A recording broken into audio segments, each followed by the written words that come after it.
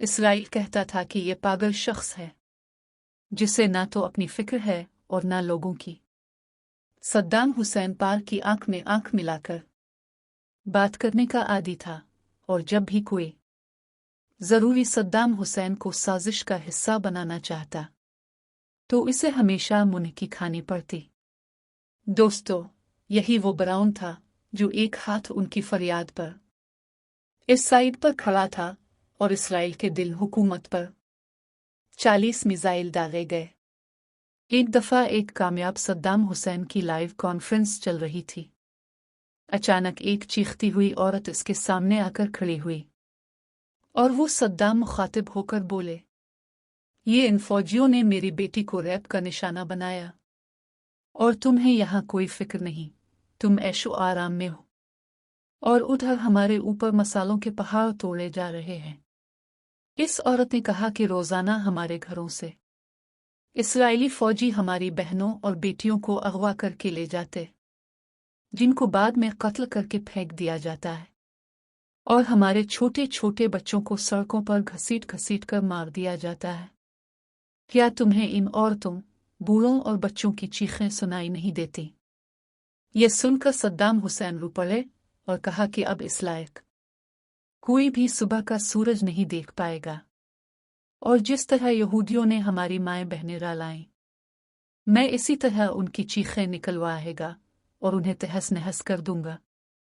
लिहाजा फौरन बाद सद्दाम वहां से उठे और फौजी आदत की मीटिंग बुलाई, जिसमें इन्होंने इस इलाके पर हमले का हुक्म जारी किया, और फिर इस हुक्म के मुताबिक इसराइल के दिल हुकूमत पर 40 मिसाइल दागे गए। ये मिसाइल तुल अबीब पर गिरे, बड़ी इमारतें तबाह हुई और हजारों यहूदी मारे गए। सद्दाम इतना ताकतवर था कि कोई भी मुख ये पूछने की हिम्मत न कर सका कि ये मिसाइल कहाँ से आए। 40 मिसाइल एक एक करके दागे गए थे। जब लाशें उठाई जा रही थीं, ऊपर से एक और था जो उन्हें भी मौत के हवाले कर देता था। ये दिन यहूदियों की जिंदगी का आखिरी दिन महसूस हुआ। तमाम यहूदी अपने घरों में चूहों की तरह छप गए और मरने वाली लाशें सड़कों पर पड़ी रहीं, कुत्तों के लिए खुराक बन गई।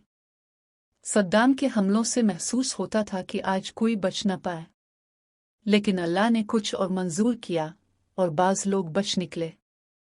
मगर आज भी सद्दाम का नाम सुनकर कांपने वाले लोग हैं, और लोग उन्हें हिटलर कहकर पुकारते हैं। ये वाकया देखकर अमेरिका और उसके हामी सरगर्म हो गए। उन्हें इराक पर ज़ाहिरी तौर पर हमला करने का इरादा हुआ और एक बड़ा खेल खेला गया, प्रोपेगेंडा चलाया गया। अमेरिका, बरतानिया और उनके सेराकुनियों ने सद्दाम हुसैन और इराकी हुकूमत पर बच्चों के अस्पताल पर हमले का इल्ज़ाम लगाया, और बड़े मीडिया को अरबों डॉलर देकर ये तासुर फैलाया गया। फिर जब अमेरिका ने कह दिया कि इराकी हुकूमत खतरनाक है, तो ऑपरेशन डेजर्ट स्टॉर्म के नाम से इराक पर बमबारी शुरू हुई। वो मुसलसल कहते रहे कि इराक के पास बड़े हथियार हैं जो दुनिया के लिए खतरा हैं, और इराक पर हमला जायज़ है। फरवरी 2003 में अमेरिका और उसके हलीफों ने दूसरा हमला किया और इराक पर कब्जा कर लिया। अलबत्ता अपने इल्ज़ामात साबित न कर सके, मगर कब्जा कायम रहा।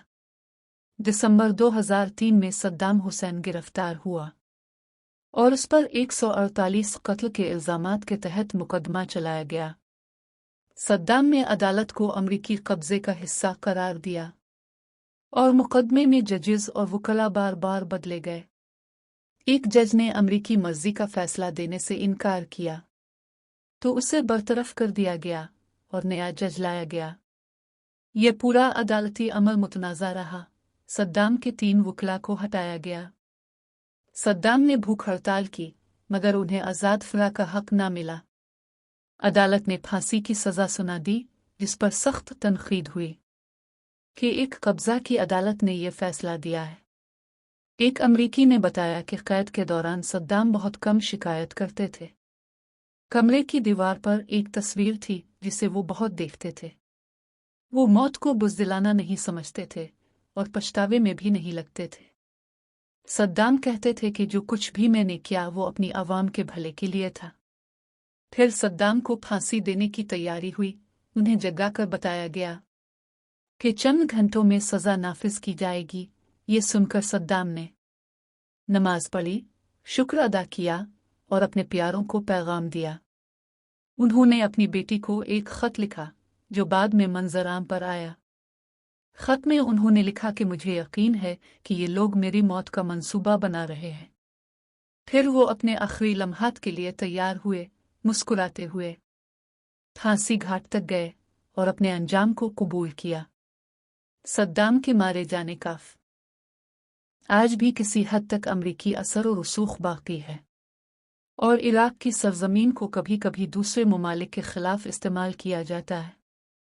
ये वाकया हमें सिखाता है कि बाज़ औकात दोस्त भी दोस्त नहीं होते और सियासत में हक़ाइक़ मुड़कर दिखाई देते हैं और अवाम का नुकसान होता है।